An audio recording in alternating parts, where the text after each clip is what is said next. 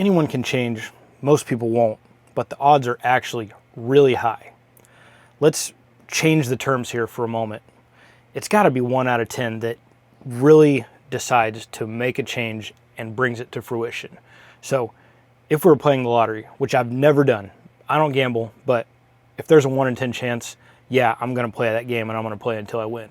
Right now, more than ever, there is an epidemic of men who feel just lost. It feels hopeless. You can't get on the property ladder. You can't get ahead no matter how hard you work. You're willing to, but we can't figure it out. The thing that was prescribed to us that worked for past generations, it doesn't. There's nothing new there. So with all this unsureness, all these crazy changes happening in the world now, this feeling of hopelessness, no matter how hard we work, well, we need some form of escape. That escape comes in the form of many different vices. For me, alcohol was the killer. I mean, we're talking over a liter a day for an extended period of time, among plenty of other terrible habits. You know, just bad food, Taco Bell, pizza, burritos, beer. It's been years since I've had any of those things. And it didn't start that way. The beginning, getting started, that's one of the hardest parts. Creating true confidence and self-belief. That is the target, that is the thing that is going to allow us to get to the next level and to the next.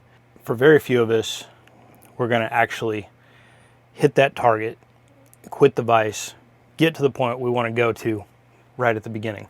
It's just the truth.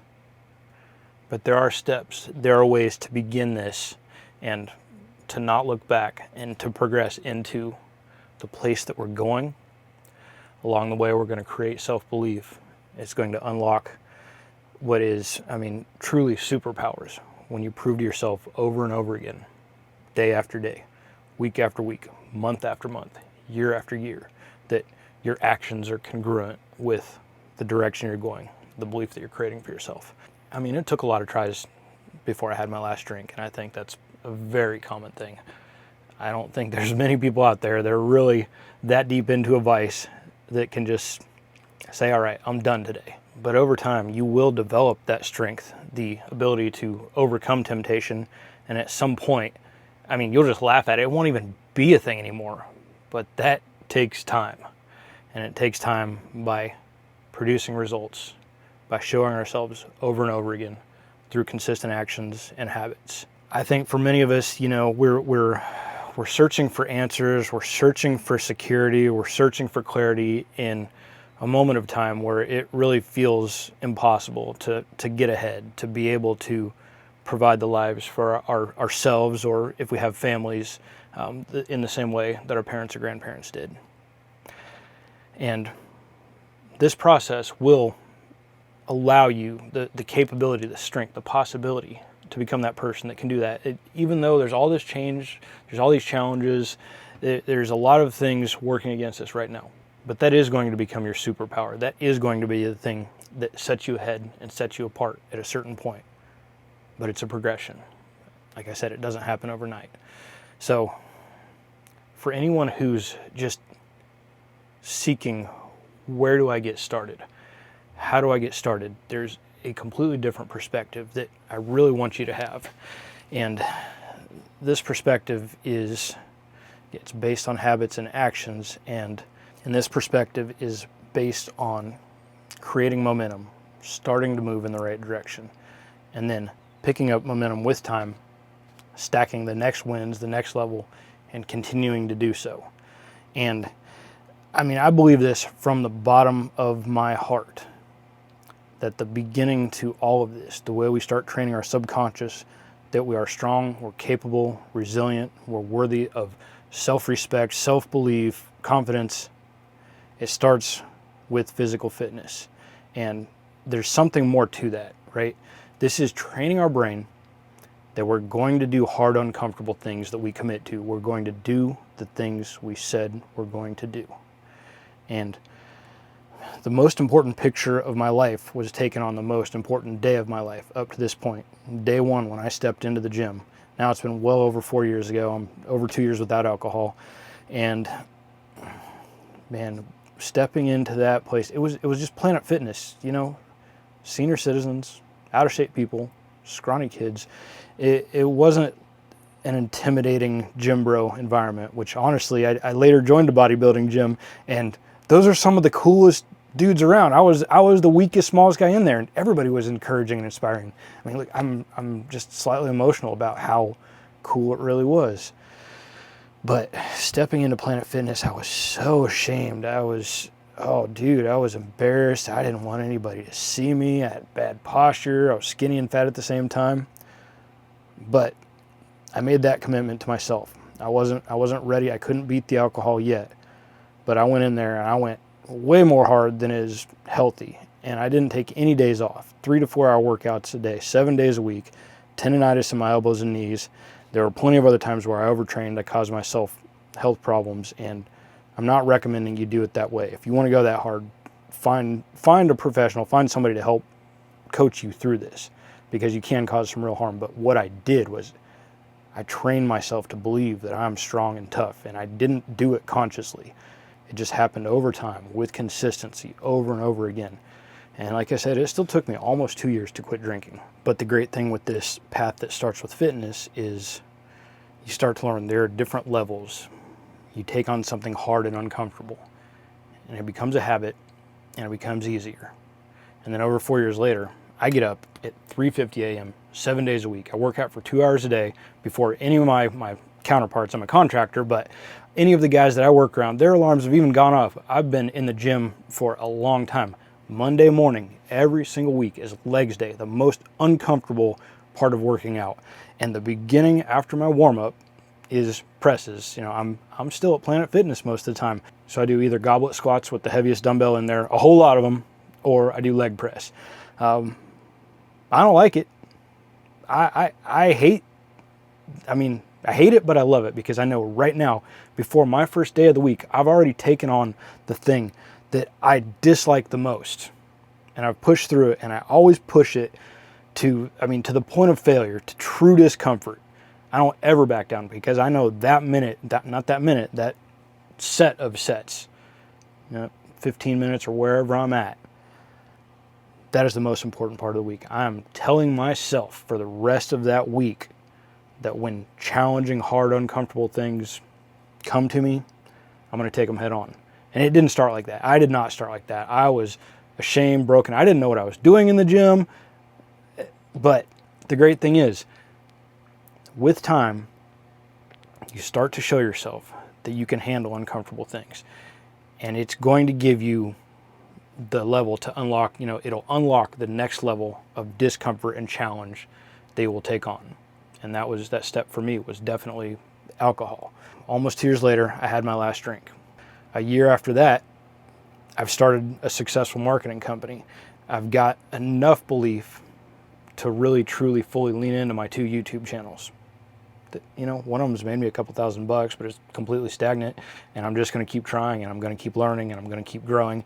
And I've had all these other things in life that I've accomplished that would never have happened if I didn't start into the gym, if I didn't start training myself, that I am going to do what I said I'm going to do, that I'm going to get through hard, uncomfortable things, and then getting to removing alcohol, and the next step, and the next step, and the next step. So what I want you to understand is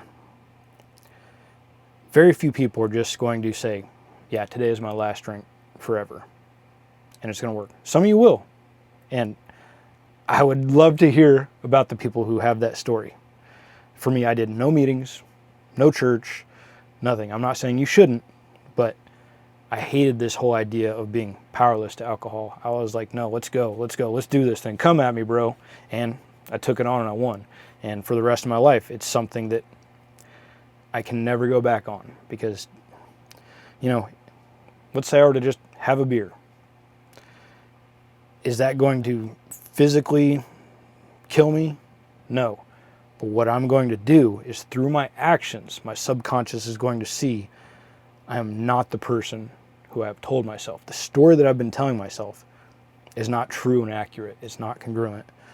So the risk of having a drink for the rest of my life means everything that I've built so far and everywhere that I'm headed to I would tell my subconscious, this is all invalid. And the amount of rework to get back to where I have that confidence and self-belief to take the risks, to keep pushing, to keep creating, to keep building, even when I don't see results for extended periods of time, it would be really hard to get back to that point. But again, it didn't start like that. It started with stepping into the gym. The next it went to sobriety. The next it went to building a business and succeeding with it. And the whole time I was creating content, not knowing what I'm doing, I'm still figuring all this out. But I believe in myself. I believe in my message. My other channel, that's where my creativity and passion comes out. This is where my meaningful message is. This is where I'm going to have an impact on the world. I'm going to help others find the things that I've found. And over time, you're going to be someone who also is capable of doing that, who can impact the world in a positive way. Maybe you have a message similar to mine. Maybe, I learned a lot of the things that I've figured out from other people who are farther along. And now I want to bring you to where I'm at. And by the time you're here, I'll be to the next stage and you're bringing somebody else up. And this really is a rising tide, just raises all ships. Is that how it goes? You know what I mean. One of the most important creator when I was at my deepest, darkest moments is somebody I don't really follow anymore. He's not really congruent with where I'm at this point.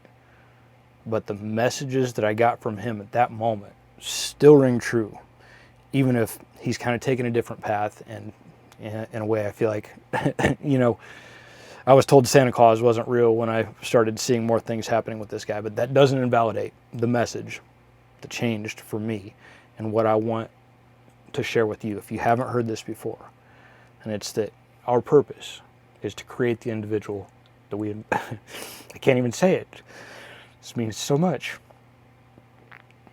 Create the man you admire most in every single way and use him as a vessel to bring others up.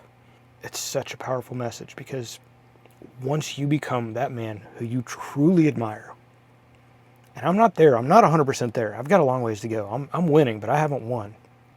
That person has so much power, capability, and influence to do something positive and good for themselves, for the people they care about, for their community, and for the world. But you can't get there without putting in the work, without earning your own trust, without actually getting to those next levels. And that's when you go from being inspirational to aspirational, and people can actually use you as a beacon of light to start moving their life in the direction where they truly want to be, and you can help them have an impact too. And so you and I, and many others who are feeling lost, defeated, battling addiction, overcoming major challenges, divorce, loss of I lost a business. That was kind of one of the beginning parts of this. Put everything into it, got nothing back out of it, but I actually got a lot back out of it. I just didn't know for another decade how valuable that experience was, and that I needed to completely reframe the way I viewed the world and the way I viewed myself.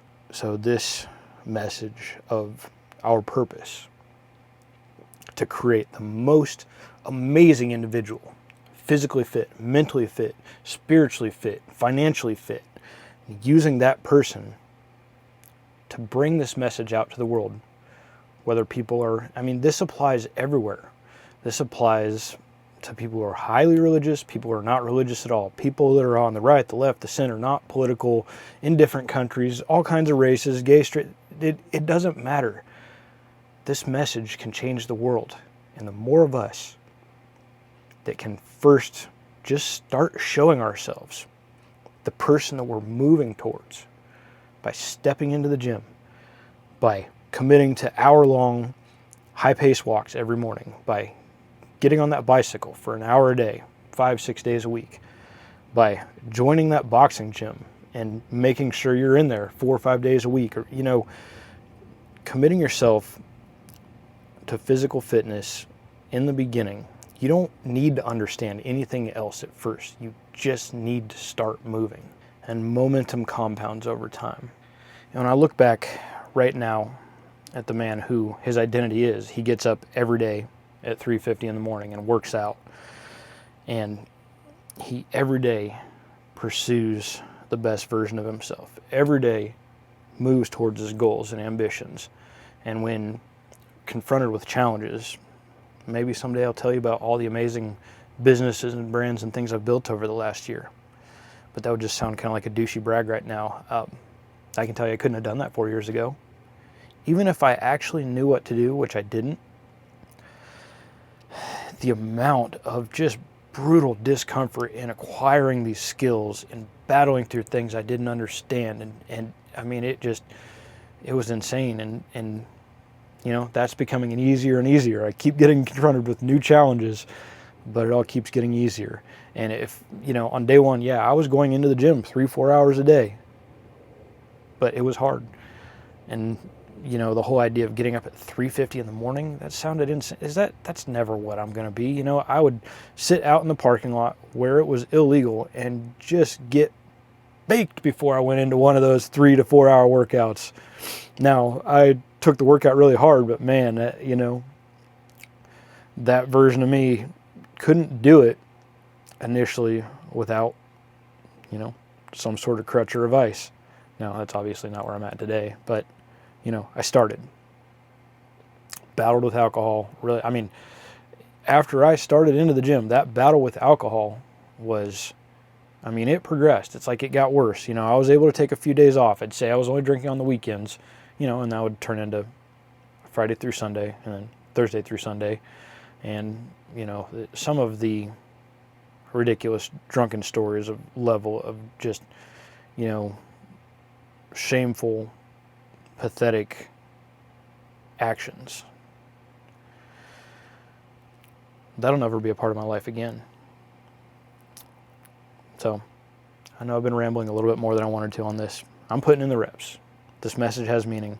Over the years, over time, slowly and steadily, it will get to more people who it has a positive impact on.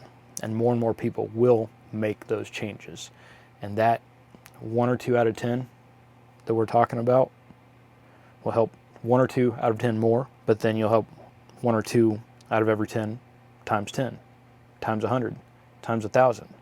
And so will I, and so will the next person you inspire. There is a way, no matter how hard things seem based on politics, finance, this boomer idea of trading our time for money, getting an education, having somebody else tell us what to do and how to do it and who to be, and limiting the amount of dollars, currency we can trade valuable hours of our life for. That's what I was escaping from the whole time.